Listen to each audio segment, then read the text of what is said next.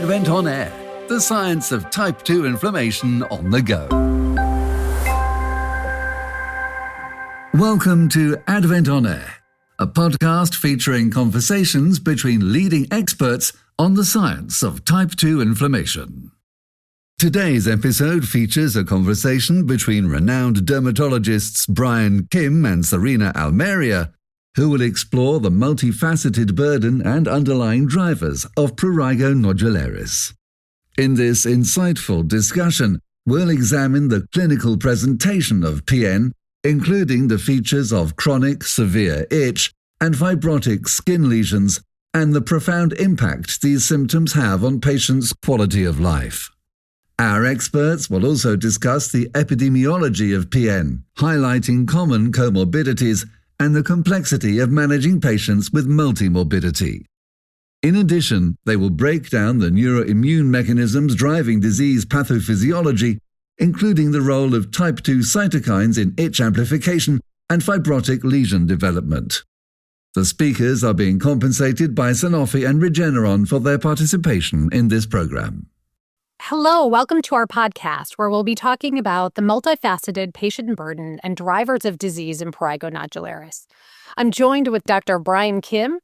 Brian, it's really a pleasure to talk with you today. Tell us a little bit about yourself. Likewise, great to be here. Yeah, I'm a professor of dermatology at Icahn School of Medicine, Mount Sinai, and vice chair of research. Yeah, it's great to be here with you, Sarina. Maybe you could give a little background about yourself as well. Yeah, so I'm Sarina Elmariah. I am a practicing dermatologist and kind of leading an effort in translational dermatology, looking at factors that influence itching and chronic dysesthesias. I'm at the University of California in San Francisco, and it's a real pleasure to be with you, to talk with you about something that, as I always say, is near and dear to my heart, which is a chronic itchy disease, Prurigo Nodularis. So with that, why don't we just jump in and, start with what the basic signs and symptoms are of PN? Brian, do you want to talk about some of the hallmark features of that?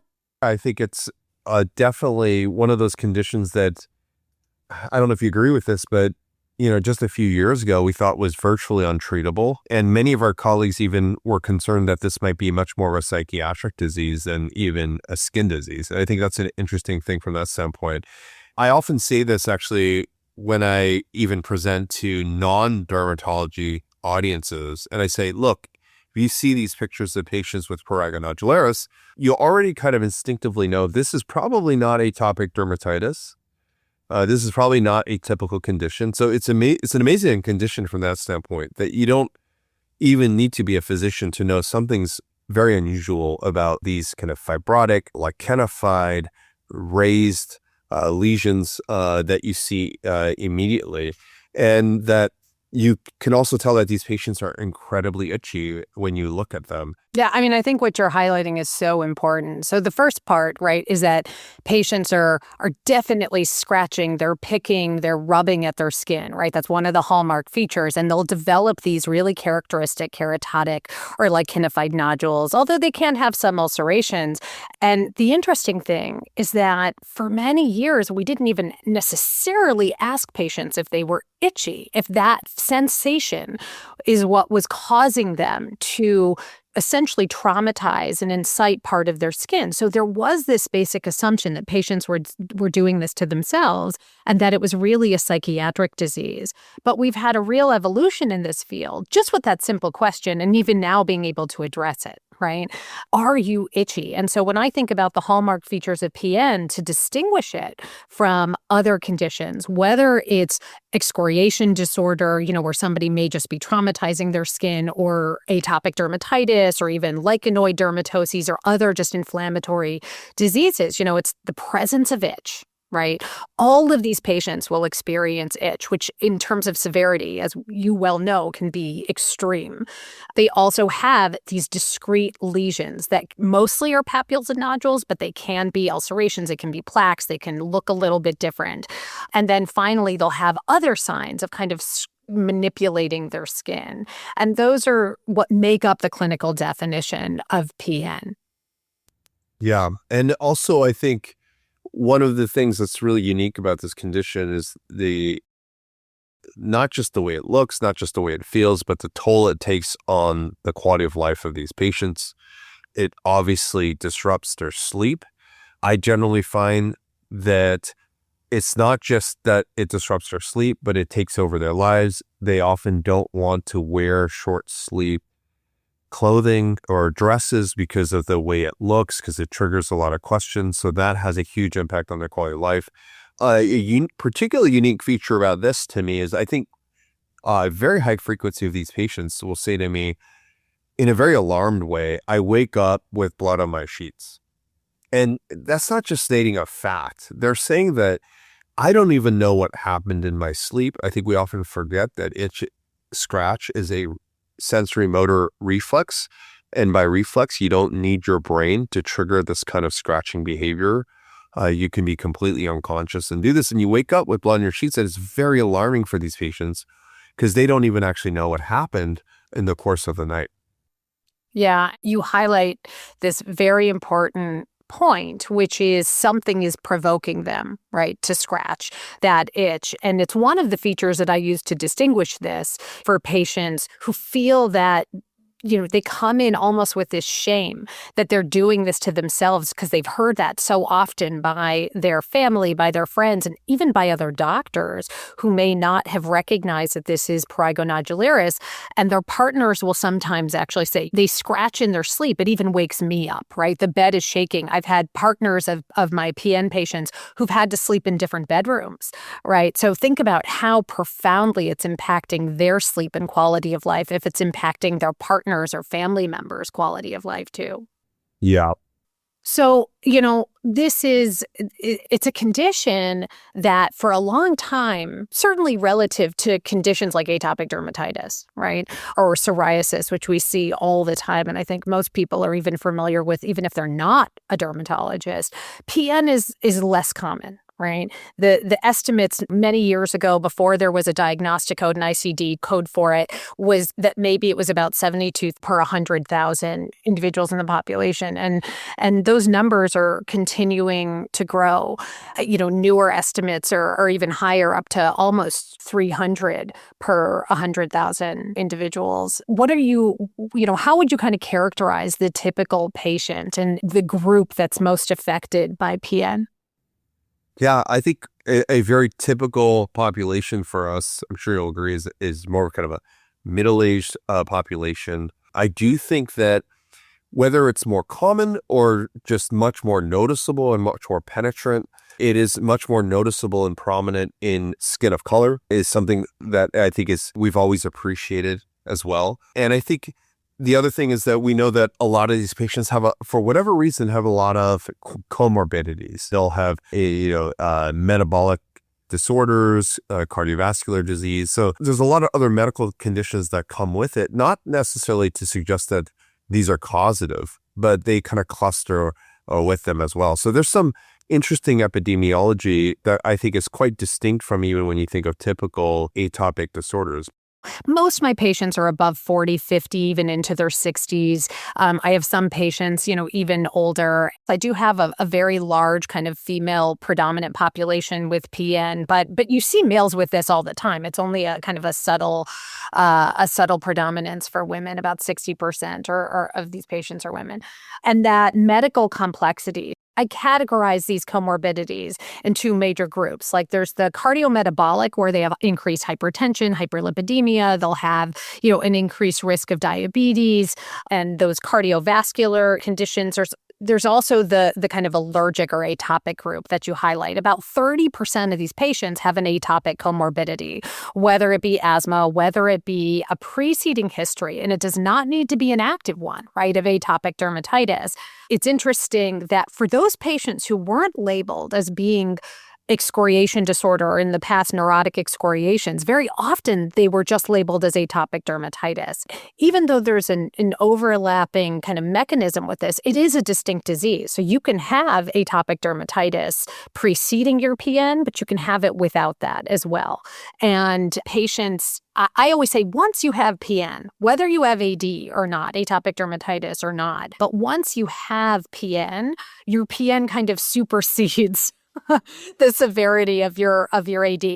I had a patient who had, pretty severe, like at least 50% BSA of their AD, and they maybe had 10 prurigo nodules. But what bothered the most were their prurigo nodules, right? So if you have PN and you have AD, it speaks to that common mechanism, but it really is a distinct disease in itself, right? That development of fibrosis that really, that kind of characterizes those nodules.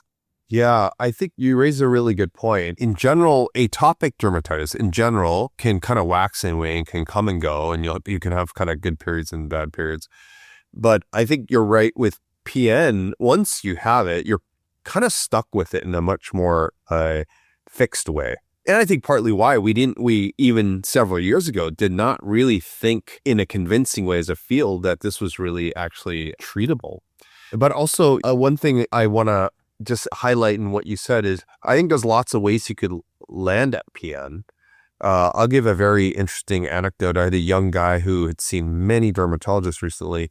He was actually very susceptible to insect bites, chigger type bites, and he would get itch, and he knew that, and he kind of didn't wear long sleeve clothing on a long hike he went, and he developed so much acute itch from that bout that it evolved into PN on his legs. And this is a kind of quirky case. And it was just chronic, and finally treated him. He got better. This is a recent case just the last couple of months. He followed up, and and it was interesting. I'm so used to treating itch. I always forget how much it means for them to get better.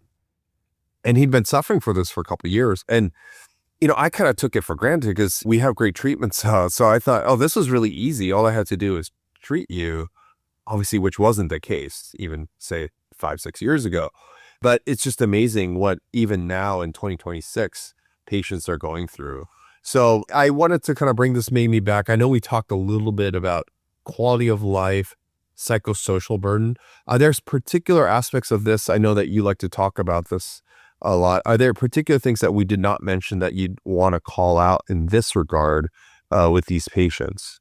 Well, I think it's inherent to the name. The first thing that is the most important is to characterize, I think, the severity of the itch. It's not just recognizing that your patient is itchy, but how truly disturbing, intense, and refractory, and really disabling, right, that itch can be. And so I like to encourage people to just ask, right? We all do this, what's your worst itch over the last 24 hours or last week, and kind of pick what you want to do, but characterizing that itch and itch severity, and then what that means. I also think that it is important when you're assessing the burden, right, of PN. It's critical to get a sense of the type of lesion that your patients have and that aspect of how active they are in excoriating it. Are they bleeding? Are they affecting, are they unable to wear the white shirt, right, or the go out in their swimsuit, things along those lines. And then what are the other aspects of this? As you mentioned, there's a disproportionate number of patients of skin of color, darker skin types that are affected by this. So even the hyperpigmentation, the scarring that this can involve can be really disabling. And it's important to counsel patients on that, because even though it's clear that these patients want their itch to go away, there is this obvious, I think, appreciation that as their itch resolves, the disfigurement that happens from this condition will also improve. And so counseling patients on what that means and how it'll affect their self-image and their social lives, right? Are they going to be able to go out to dinner wearing a skirt, right? Are they going to be able to focus at work? Those are all things that patients need, want, and deserve that I think are important when you're characterizing the impact of PN. Years ago, there were a lot of people that thought this is much more of a psychological or psychiatric condition. But now we know from the therapies that probably the vast majority are actually not. Not that there's not a psychiatric component, as you talked about, or psychological component, but those are probably not necessarily the main nodes of causation or even necessarily intervention in terms of the resolution of these. A large number of these patients, a majority of these patients, right, will have comorbid anxiety or depression. And as we have now had the ability to intervene with these patients, it is very clear to me, really, that it is more often the consequence of their disease, the anxiety and kind of mental impact, because they're not sleeping, they don't understand it, they frequently haven't gotten answers even from specialists, that has driven so much of I think the mental impact of this condition. We now know that the disease entity is very responsive to certain kinds of therapies. And maybe we could speak a little bit to the biology of that. Do you want to talk a little bit about kind of how you think of this more biologically now that we talked about it clinically and its impact on the patients? Kind of critical to understanding PN is that this is essentially a disease of neural dysregulation and immune dysregulation, and as well as fibrosis, right? Fibrotic dysregulation. So thinking about that not only in terms of the fibroblast, but also the extracellular matrix and what controls it. And so there are all these factors that we're now starting to understand. If we simply take it at kind of face value, most of our patients will experience itch or a sensation of this deep itch that can be associated with other dysesthesias, whether it's tingling or burning or prickling, and ultimately some degree of pain in these patients. And we believe that this is a reflection of type 2 dysregulation, right? The type 2 cytokines IL-4, IL-13, IL-31 that play a large role in stimulating those itch nerves, but similarly also have a feedback mechanism, right, that are influencing the elaboration of that immune profile and this kind of pro-fibrotic nature.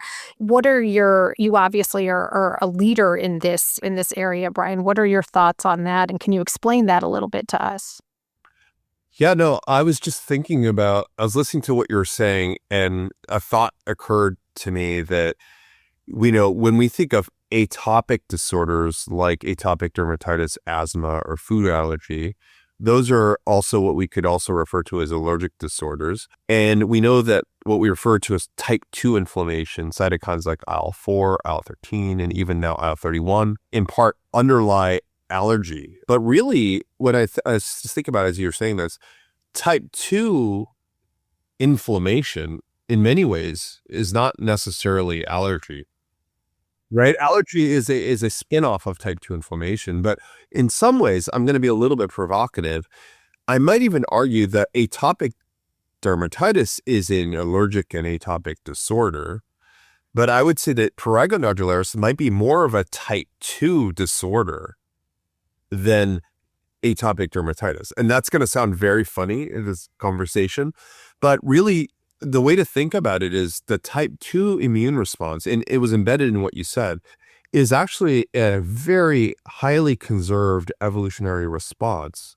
And the idea really is to combat parasitic infections, big ectoparasites, but also wall off parasites, promote wound healing. There are more fundamental processes associated with type 2 inflammation that go beyond allergy.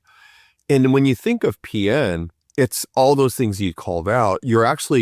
I think what's happening is that your skin thinks that there's a parasite there, is trying to wall it off. It's mobilizing fibrosis, fibroblasts, inflammation, scratching, expulsive motion, and even scratching in such a particular way that you get these unique nodules. So in many ways, I don't think I've ever said this before, but PN is much more of a type 2 disease than even atopic dermatitis, which is an atopic disease, which is a little different. I think it's beautiful how you phrase that, because I've long felt that type 2 dysregulation is the kind of the fulminant picture, right, of neural activation and kind of that neurogenic stimulation coordinated with the immune dysregulation. And again, the fibrosis, that's actually partly what distinguishes this, right, from just other allergic diseases, if you will, is the fact that you are engaging this aggressive, release of periostin and other fibroblast mediated, generated cytokines and inflammatory molecules, it is important to keep it in that context because I think you've said this before. Somebody can scratch and give themselves, an eczematous appearing dermatitis, but it is really hard to give yourself PN, even if you can give yourself a little lichenified lesion, right? That is distinct from people who are covered in this distribution.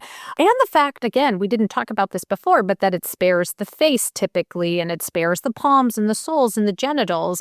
There are certain programs, I believe, in the skin, and this type 2 cytokines, we think about them as inflammatory, but they're really more of these coordinating factors. Yeah. I think in many ways, PN is a true neuroimmune disorder in that sense. And whereas I think atopic dermatitis has neuroimmune pathophysiologies, but it's hard for me to box it as a true neuroimmune disorder. And one of the things I say is that we do know in atopic dermatitis, if you want to massively immunosuppress patients, you will resolve atopic dermatitis if you want. Whereas with PN, it's less clear that you could do that through massive immunosuppression. You need some kind of real nodal blockade of these neuroimmune axes. And I think that's where it's really, really unique. And I think, for a while, people thought that this was kind of theoretical or some kind of lofty kind of scientific interpretation of things. But we're seeing more and more now that the future of therapy, and I think we're living through this with PN now, is that blocking things just systemically throughout the body or wiping out entire systems is actually, it's not only undesirable from a safety standpoint, but it's also undesirable from an efficacy standpoint. So I think that really at the end of the day, what we'll see in the future is that we're going to untie knots in very specific tissues along certain pathways. We are definitely living through the era of molecular specificity, but I think what we're going to get into is a lot more spatial and temporal specificity, and we're going to unleash even better therapies in the future as a consequence of that. But we're learning that through PN. It's really, truly a neuroimmune disorder from that standpoint in my mind. I don't know if you want to speak to some other aspects. I know you talked about the fibrosis. We've talked about cytokines a bit. I don't know if you want to talk about other elements of the biology of PN before we close out here. Yeah, this is an area where I still feel that it's evolving, but understanding the role of even the keratinocyte, right? We have a much better sense of that in atopic dermatitis, and I think in clear diseases of the epithelium, right, where there's barrier dysfunction. But we know in these patients that there is dysregulation, right, that's arising from the keratinocyte, and that is also contributing, whether it's through alarmin cytokines or other factors that are influencing the nerve, the T cell, the immune elaboration, and even the fibroblast that are arising here, that I think play a compelling role. And as we see some patients respond to one therapy versus another, we'll also start to, as you were saying, kind of unravel what are the kind of the endotypes or the subtypes of patients with PN, because in the past, we used to use at least the most effective treatments before there were approved therapies, in my mind, were these combinational therapies where you were maybe immunosuppressing somebody, but you were also adding in addressing the neural component. But I had some patients where until I more thoroughly addressed the barrier, right, with occlusion, with emollients, with other aspects of kind of regulating what I consider more the epithelial component, I wouldn't get satisfying results. So what are your thoughts on that, and what role the epidermis itself plays? Yeah, I think that it's very unique from the standpoint that in PN, one thing I perhaps we need to underscore a little bit more in this conversation is that the itch, the hot nerve, and there's probably neuroinflammation. I love that term, the hot nerve. So I think what happens is you start off with this neural hypersensitivity, you get a lot of itch. As you get more itch, you get more scratch. As you get more scratch, you get also much more nerve activation that in reverse causes a unique tissue microenvironment. And I think that incorporates what you talked about, the fibroblasts, but also the epithelium. I think you're right. I think the epithelium itself is different in PN. right? I think there's something about the epithelium that's uniquely stressed in a way that is highly conducive. And we know that molecules like periostin come into play. And now we have an epithelial kind of fibrosis kind of communication. And we know that, and this goes back to wound healing. And I think a lot of people, we talk so much about allergy with type 2 inflammation, but in the basic science world, we know that's very much tied to a kind of a very subtle wound healing tissue remodeling process is what type 2 inflammation is involved in. And I think when we talk about type 2 inflammation, as I think you're alluding to, it's more than just a few cytokines. It's what those cytokines now do to the whole tissue microenvironment, and now how they start to communicate with each other. And in many ways, I think PN is like a wound healing process that's just gone awry. And really your skin is just reacting. It's kind of developed its own kind of brain in a sense, to react to itself in its microenvironment in a way that can't stop. I don't take for granted the fact that the two major subsets of comorbidities that we alluded to, right, are kind of cardiometabolic in general. But that metabolic component plays a huge role. So whether you're talking about metabolic pressures because of diabetes or cardiovascular disease, there's a stress on how wound healing elaborates, right, and how it can progress. Similarly, as we've already mentioned a couple times now, that other 30% of these patients or so will actually have an atopic background. And so I think there's something we really need to learn, not just appreciate, right, that those may be affecting our patients and need to be addressed. While not causative, speak to a common mechanism that is impacting our patients. And I will say one last thing on that, which is we often, when we're diagnosing this disease in the past, would always look for the cause. Right? We'd say, oh, well, if you have kidney disease, we have to fix your kidney disease. Or if you've got diabetes, we have to fix your diabetes. And while that may be true, we do need to focus on the complexity of these patients and make sure they're plugged in to specific providers and to making sure that we are addressing their comorbidities. We can't necessarily think of it as the cause, but we do need to recognize that these patients often need multidisciplinary care, and often when they receive it, they improve. And I think that even in terms of their PN, and I think that that speaks again to what I view as the common denominator, right, as opposed to necessarily one being, again, the kind of the chicken or the egg of this really fascinating disorder.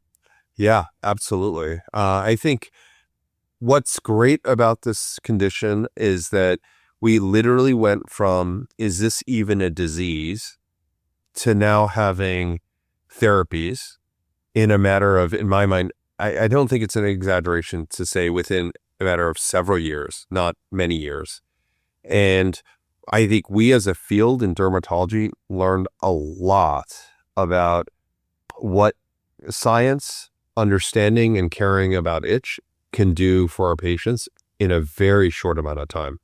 Thank you to our esteemed guests, Brian Kim and Sarina Elmariah, for sharing your expertise on Prurigo Nodularis. We appreciate your insights into the clinical burden of itch and skin lesions, the impact of comorbidities, and the underlying neuroimmune mechanisms that drive disease in PN patients. Thank you for listening to Advent on Air, providing the science of type 2 inflammation on the go. If you learned something from this, leave a review and subscribe to Advent on Air to hear new episodes on Spotify, Apple Podcasts, and adventprogram.com.